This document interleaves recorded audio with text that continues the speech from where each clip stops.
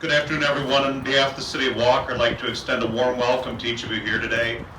I'd like to share a special welcome with Governor Whitmer on her visit to Walker and thank her for joining us today.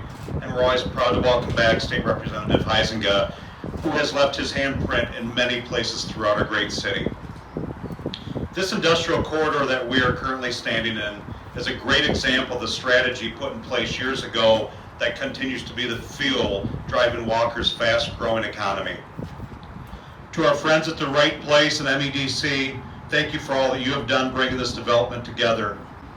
And to our new family and friends from Speedrack, we welcome you here today and are grateful you've decided to call Walker home.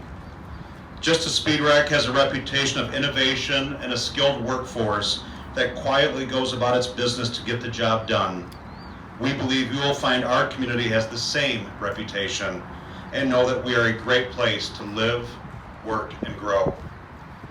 We extend open arms to all the employees from Speedrack here today and your families and stand ready to help you in any way that we can.